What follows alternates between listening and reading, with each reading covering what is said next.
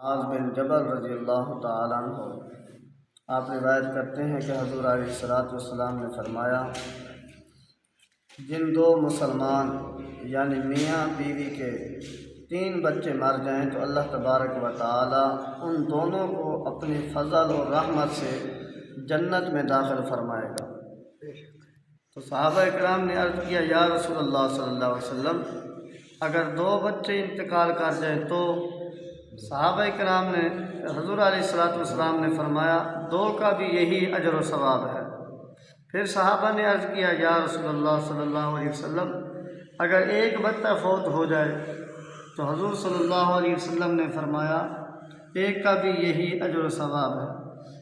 پھر فرمایا، قسم ہے اس ذات کی جس کے دست قدرت میں میری جان ہے، خام حمل جو ساقط ہو جاتا ہے، بچہ یعنی کہ پیدا ہونے سے پہلے ہی وہ حمل ضائع ہو جاتا ہے، تو اپنی ماں کو آنول کے ذریعے جنت کی طرف کھینچے گا۔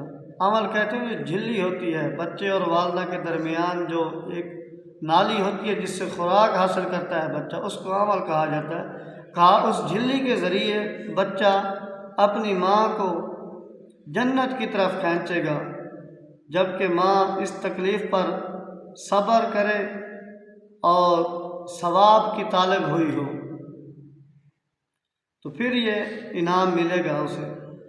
دوسری روایت ہے حضرت عبداللہ بن جعفر رضی اللہ تعالی عنہما، آپ روایت کرتے ہیں کہ جب حضرت جعفر رضی اللہ تعالی عنہ کی شہادت کی خبر آئی تو نبی کریم صلی اللہ علیہ وسلم نے فرمایا، جعفر رضی اللہ تعالی عنہ کے گھر والوں کے لیے کھانا تیار کرو، اس لیے کہ ان کو وہ مصیبت پہنچی ہے جو انہیں کھانا پکانے سے باز رکھے گی۔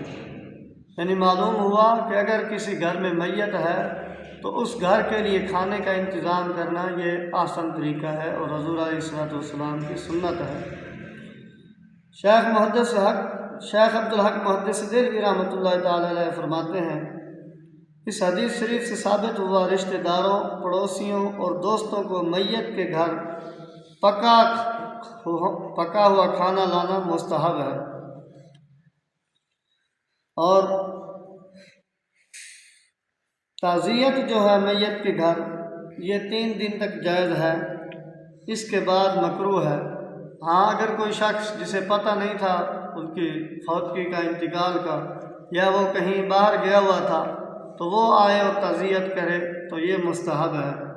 اور پھر کہا نوحہ یعنی میت کے اوصاف مبالغہ کے ساتھ بیان کرے اور آواز سے روئے جسے وین کہتے ہیں، یہ بالاجماع حرام ہے۔ گریبان پھاڑنا، اپنا منہ نوچنا، بال کھولنا، سر پر مٹی ڈالنا، اپنی ران پیٹنا اور سینہ کوٹنا جاہلیت کے کاموں سے ہیں، ناجائز اور سخت گناہ ہے۔ اور پھر فرمایا تعزیت میں یہ کہے کہ اللہ تبارک و تعالی میت کی مغفرت فرمائے۔ بعض اوقات تعزیت میں لوگ جاتے ہیں تو ان کے دکھوں کو مزید کریت کر نکال رہے ہوتے ہیں، تو اس طرح نہیں کرنا چاہیے، اس کی مغفرت کی دعا کرنی چاہیے اور اس کو اپنی رحمت میں ڈھانپے، اور تم کو اللہ رب العزت صبر کی توفیق دے اور مصیبت پر ثواب عطا کرے۔ یا اسی کی مثال دوسرے جملے کہے، جیسے ہم جاتے ہیں فاتحہ خوانی کے لیے، جو ہمارا رواج ہے، طریقہ کار ہے، الحمد شریف پڑھی، فاتحہ شریف پڑھی اور گل شریف پڑھ کے میت کو اصالہ ثواب کیا، اور اس کے بعد کہا انا للہ و انا الیہ راجعون، اور کہہ دیا کہ اللہ کا حکم، کیونکہ اللہ کا حکم ہی ہے تو وہ کہتا ہے ٹھیک ہے اللہ کا حکم، جو اللہ کی مرضی۔ تو یہ طریقہ کار بہت ہی اچھا اور درست ہے۔ میت کے گھر صرف پہلے دن کھانا بھیجنا سنت ہے، اس کے بعد بہار شریعت اور فتاوی عالمگیری والوں نے لکھا ہے کہ اس کے بعد مکروہ ہے۔ اور ایک روایت میں یہ بھی ہے کہ اگر کوئی چاہے اپنی خوشی سے، اپنی مرضی سے، ثواب کی نیت سے 3 دن بھی بھیج سکتا ہے، حرج نہیں ہے، لیکن 1 دن جو ہے یہ بھیجنا سنت ہے۔ میت کے گھر والے تیجا کے دن جیسے کلخانی ہوتی ہے یا اس کے بعد میت کے ایصال ثواب کے لیے فقراء اور مساکین کو کھانا کھلائیں تو بہتر ہے، لیکن دوست احباب اور عام مسلمانوں کی دعوت کریں تو ناجائز اور بدعت کبیرہ ہے، کیونکہ دعوت تو خوشی کے وقت کی جاتی ہے نہ کہ غم کے وقت۔